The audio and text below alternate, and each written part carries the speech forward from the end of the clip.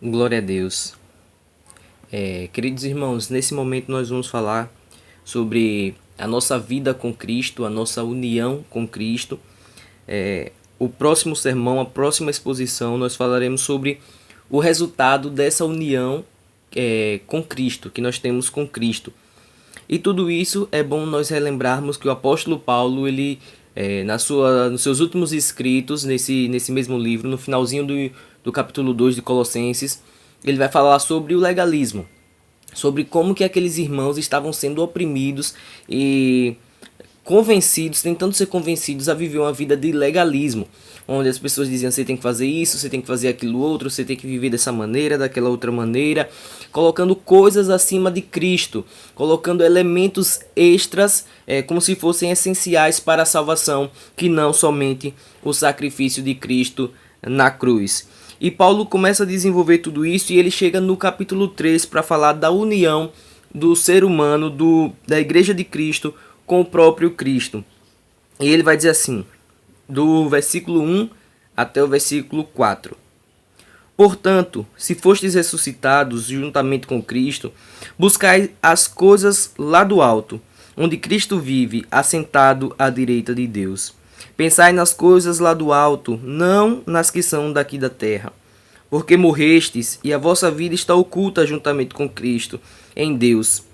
Quando Cristo, que é a vossa vida, se manifestar, então vós sereis manifestados com Ele. O apóstolo Paulo começa a falar sobre uma união da igreja, do corpo de Cristo com o próprio Cristo. Ele começa a usar alguns termos, como falar de ressurreição, falar de morte, falar daquilo que Cristo fez, como se ele quisesse dizer que o que Cristo fez também precisa ser um exemplo para nós e para aquele pessoal, para aqueles irmãos de Colossos. Se Cristo morreu para nos dar vida, nós precisamos também morrer com Cristo para que tenhamos uma vida em unidade com o próprio Cristo.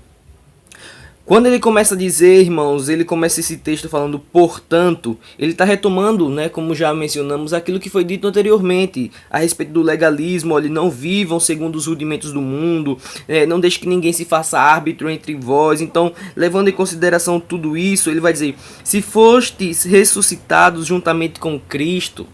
A melhor definição para esse se fostes não é nós associarmos esse termo a uma condicional. Se é que vocês foram ressuscitados, então... Não é isso que o apóstolo Paulo está querendo dizer. Nós podemos substituir esse se fostes por já que vocês foram, visto que vocês foram ressuscitados com Cristo, porque isso daqui não é uma condicional, é uma certeza. O apóstolo Paulo está dizendo, olha, vocês foram ressuscitados junto com Cristo. Não existe a possibilidade de vocês, não há um termo dúbio aqui, de dizer, olha, vocês podem ter sido, mas também podem não ter sido. O apóstolo Paulo, ele garante a certeza, visto que vocês foram ressuscitados juntamente com Cristo, buscai as coisas lá do alto. Quando o apóstolo Paulo está dizendo que nós ressuscitamos com Cristo, quer dizer que estamos dispostos a viver agora uma nova natureza, não regida por lei de homens, não regida por tradições de homens, por legalismo, por sincretismo, mas uma vida que vive o verdadeiro evangelho da palavra de Deus, uma vida que vive nos caminhos retos da pregação do evangelho genuíno de Cristo, uma vida que segue todas as ordenanças de Cristo e que não vive mais sobre o jugo, sobre o peso que colocam nas costas dos irmãos para viver uma vida que não é uma exigência da palavra de Deus em alguns quesitos, como guarda de dias sagrados, estilo de vestimentas, comidas, bebidas, mas viver uma vida baseada no reino e naquilo que Cristo nos instrui, confiando em seu sacrifício, confiando que a morte de Cristo na cruz ela é eficaz, ela é suficiente para a nossa salvação. É isso que o apóstolo Paulo quer dizer quando ele vai dizer, vocês foram ressuscitados juntamente com Cristo. Nós somos vitoriosos juntamente com Cristo, como Cristo venceu a morte, nós também ressuscitamos com Ele para viver uma nova vida. A ressurreição implica em viver não a vida que já vivíamos no passado, mas uma nova vida, uma nova oportunidade de tomarmos um novo rumo, de viver um outro propósito, de viver com uma outra mentalidade, de viver com outro foco. E o foco, o apóstolo Paulo está dizendo agora, o foco é exclusivamente viver para Cristo. E esse viver para Cristo implica em buscar as coisas que vêm lá do alto. É o que o apóstolo Paulo vai continuar dizendo nesse versículo 3. Buscai as coisas lá do alto, as coisas do reino. Quando o apóstolo Paulo ele está dizendo buscai as coisas lá do alto, não é que nós devemos viver correndo para buscar algo que é inatingível, mas vivermos algo que é muito superior àquelas tradições humanas, aquele legalismo, aquele sincretismo, buscar algo que pode nos dar verdadeiramente uma vida plena, uma vida em Cristo Jesus. Buscar as coisas lá do alto, irmãos, não é buscar algo que nós nunca vamos conseguir, nunca vamos atingir. Nós fomos salvos, nós estamos sendo salvos e nós seremos salvos. Cristo trabalha isso na nossa caminhada cristã, na nossa vida. É isso que implica dizer as coisas lá do alto. Ainda no versículo 13 ele vai dizer, onde Cristo vive, assentado à direita de Deus. O apóstolo Paulo está dizendo que Cristo ele tem preeminência, ele tem supremacia sobre todas as coisas. Cristo tem autoridade. Cristo é suficiente. Ele está assentado à direita de Deus porque ele é o próprio Deus. Então não existe nada que possa estar vinculado junto a Cristo, junto ao seu sacrifício, junto à sua obra. Não há nada que possamos buscar para poder dar uma completude àquilo que Cristo exige de nós, porque o que Cristo exige de nós é uma vida de busca das coisas lá do alto, é uma vida de ressurreição, é uma nova vida nele, uma nova vida em Cristo Jesus.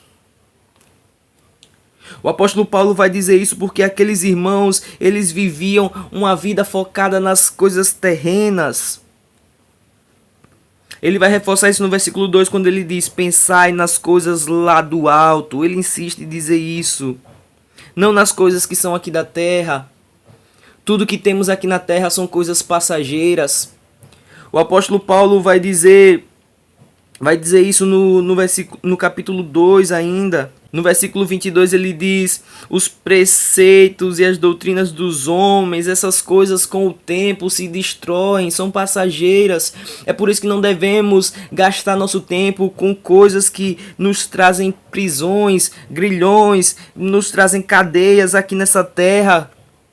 Porque nós devemos estar focados nas coisas que são lá do alto, nas coisas de Cristo Jesus, naquilo que Cristo nos deixou, naquilo que Cristo nos ensinou, na sua palavra, em sua santidade, em seu verdadeiro evangelho.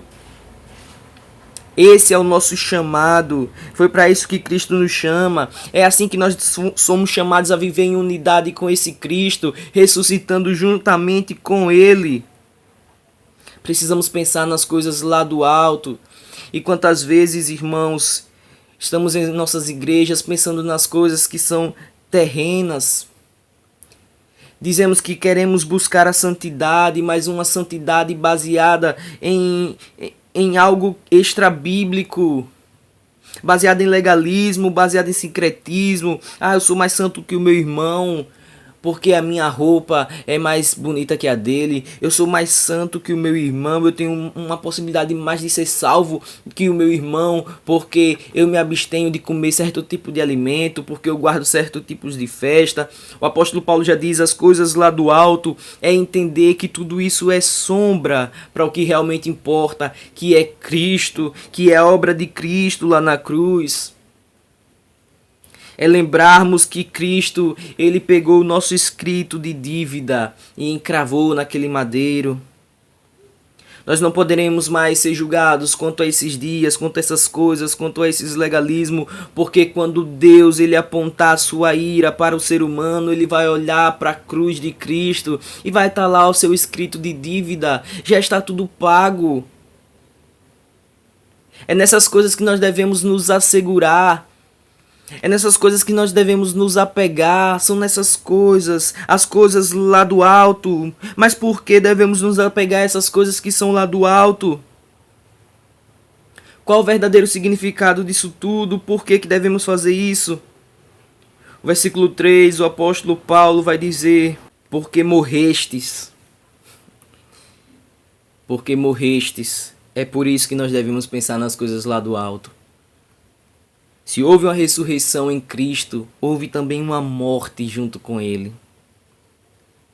A morte, ela representa o abandono da nossa vida anterior, da nossa vida pecaminosa, da nossa vida depravada, na nossa vida baseada em doutrinas humanas, da nossa vida alicerçada naquilo que não nos traz um crescimento saudável, em vãs doutrinas, em heresias, em apoios em algo fora da Bíblia, fora do Evangelho de Cristo, fora do Evangelho de Deus. Nós morremos para essa vida, nós morremos para os rudimentos do mundo, que é o que o apóstolo Paulo fala. Nós morremos juntamente com Cristo. Ele vai falar isso, que nós morremos e que a nossa sepultura, a representação dessa sepultura foi o nosso batismo. Ele vai dizer isso lá no versículo 12. O batismo representa a nossa entrada, a nossa ressurreição em Cristo, a nossa morte, nosso sepultamento e a nossa ressurreição em Cristo. Quando nós declaramos que queremos ser batizados, entendemos que queremos viver uma nova vida em Cristo, queremos dar um novo significado à nossa vida, deixando para trás o velho homem, toda a sorte de depravação, toda a sorte de pecado, de vida pecaminosa, de viver insultando a santidade de Deus de forma deliberada.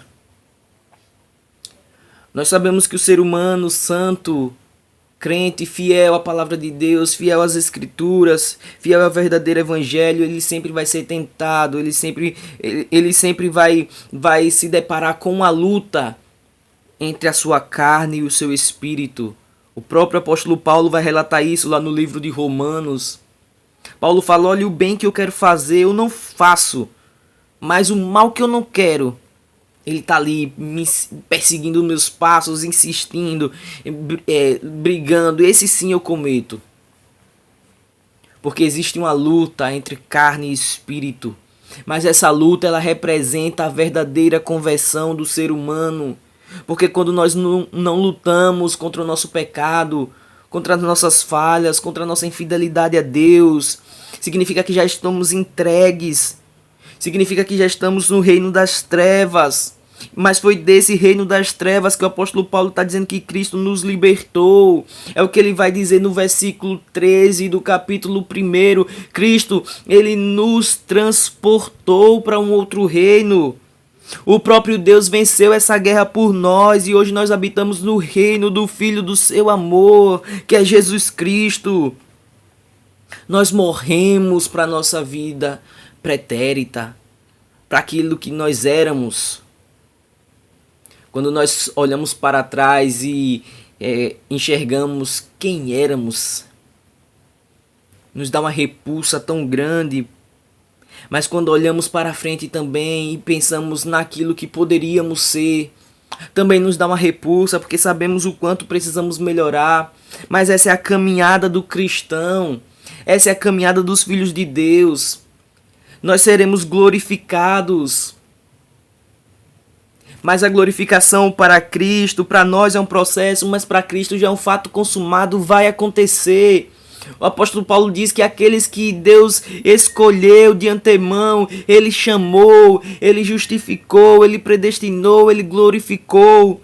A gente sabe que a glorificação é algo que vai acontecer quando nós nos encontrarmos com Cristo. Mas para o apóstolo Paulo, ele coloca que há uma certeza de que isso vai acontecer. Por isso que ele diz que aqueles que Deus de antemão conheceu também glorificou. Ele coloca já um verbo no passado, porque para o apóstolo Paulo isso já é um fato consumado, já é uma certeza. Não há possibilidade disso não acontecer, porque esse é o verdadeiro significado de morrer para as coisas do mundo e de ressuscitar para Cristo. O versículo 3 ele continua dizendo que a nossa vida, ele vai dizer, a vossa vida está oculta juntamente com Cristo em Deus. E desse versículo podemos tirar duas interpretações, duas lições, dois ensinamentos.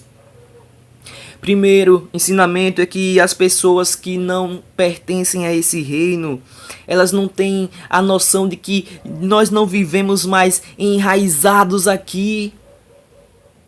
Nós vivemos agora enraizados nas coisas que são do reino. O apóstolo Paulo vai dizer isso.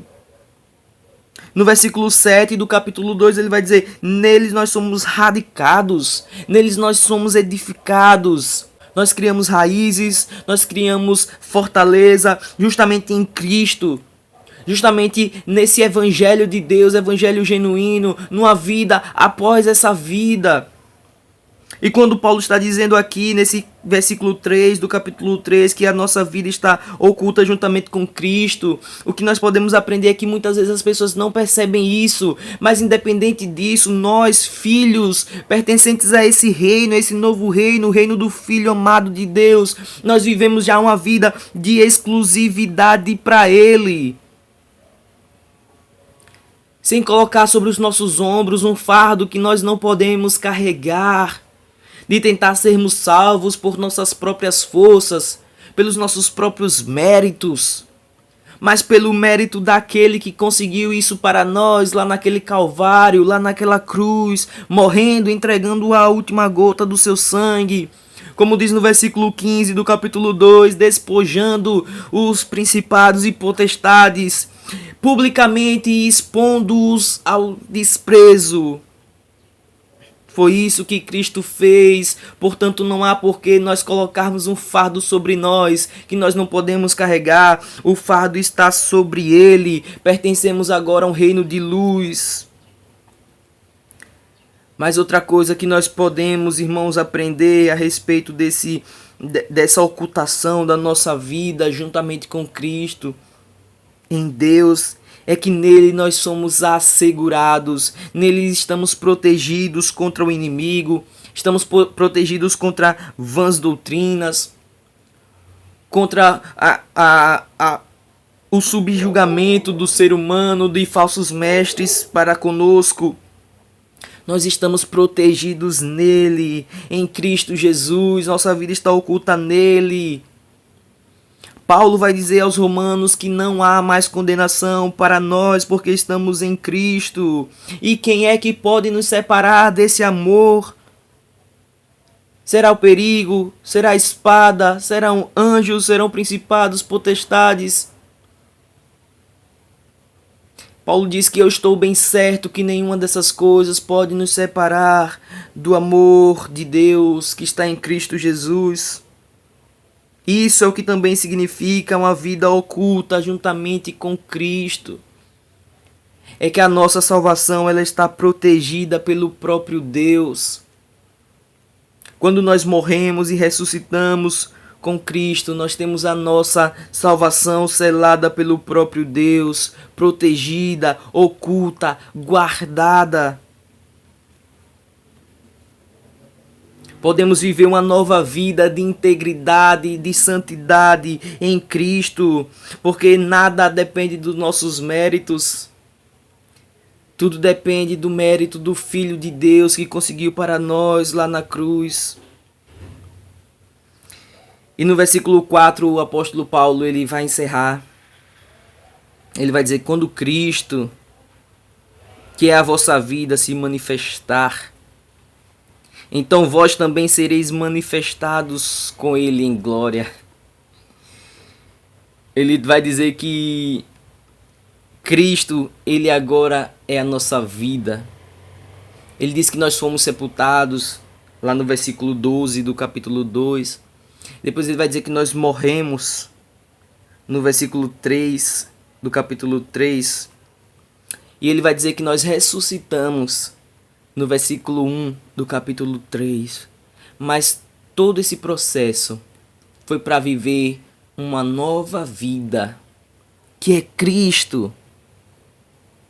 Cristo é a nossa vida. Cristo agora é o nosso rumo, Cristo agora é o nosso propósito. É para Ele que caminhamos, é em direção a Ele que caminhamos. Mas quando Ele se manifestar, quando Ele aparecer, quando Ele vier nas nuvens, quando Ele vier em glória, nós também seremos manifestados com Ele. Se a nossa vida aqui na terra, ela está oculta, se as pessoas não entendem que vivemos para um novo reino, uma hora elas entenderão. Uma hora todo joelho irá se dobrar diante daquele que é Rei dos Reis e Senhor dos Senhores. Uma hora os céus serão abertos e as pessoas verão que Cristo é o Rei dos Reis, que Ele virá em glória, que Ele virá em poder, que Ele não virá apenas como um cordeiro, mas Ele virá como um leão. Cristo há de se manifestar e essa é a nossa esperança. Essa é a esperança do cristão. É para isso que nós vivemos uma nova vida nele. É por isso que Ele é a nossa vida, porque Ele virá, porque há esperança para nós. Embora pecadores, embora imerecedores, embora depravados, embora carentes, há uma esperança para nós em Cristo Jesus, porque Ele há de se manifestar. Ele há de voltar. Essa é a esperança dos filhos de Deus. Todo sacrifício, toda renúncia, toda abstenção, todo sofrimento vale a pena, porque um dia viveremos com Ele, um dia estaremos unidos a Ele. Não somente a união que temos agora, mas união de face a face. Veremos o nosso Salvador, veremos o nosso Redentor face a face, porque Cristo há de se manifestar. Se a nossa vida hoje, irmãos, está oculta, em breve seremos manifestos juntamente com Ele. Seremos glorificados, teremos um novo corpo, um corpo incorruptível. Um corpo que não cede às tentações desse mundo. Um dia a nossa luta contra o pecado vai acabar, não existirá mais, porque seremos glorificados assim como Cristo é. Ele é o primogênito dos que dormem. Por quê? Porque Ele foi o primeiro que ressuscitou em um corpo glorificado. Mas em breve seremos nós. Todo olho verá, todo joelho se dobrará e toda língua confessará que Cristo é o Senhor. Não se preocupe com os seus sofrimentos terrenos, com as suas adversidades nessa terra, com as afrontas aqui na terra. Um dia você será manifesto com Ele. A vitória do cristão, aquilo que o apóstolo Paulo diz, que em Cristo nós somos mais que vencedores. Não é você possuir coisas terrenas, porque nós não devemos olhar para as coisas que são terrenas, mas as coisas que são do alto. A nossa vitória em Cristo Jesus, pelo mérito de Cristo, é um dia sermos manifestados juntamente com Ele em glória. Um reino que é superior a esse reino. É vivermos uma vida com Cristo. É quando todas as dúvidas serão sanadas. É quando todo sofrimento acabará. É quando toda lágrima se enxugará dos nossos olhos. Não haverá mais pranto, nem dor, nem clamor, porque todas as coisas antigas já se passaram. Essa é a promessa de Cristo para aqueles que vivem enraizados, edificados e alicerçados e buscando as coisas do alto. Esse é o convite a sermos unidos com Ele. A abrir mão de um fardo que não nos cabe. A vivermos uma vida completamente diferente do que estamos acostumados a viver. A aplicação justamente desse sermão, irmãos, é justamente isso. É vivermos compreendendo que, como servos de Deus, como filhos de Deus, nós precisamos buscar uma nova vida. Uma vida que tenha o foco no reino, não nas coisas desse mundo, não nas coisas passageiras, não nas coisas que se acabam, mas em Cristo, que é o autor e é o consumador da nossa fé.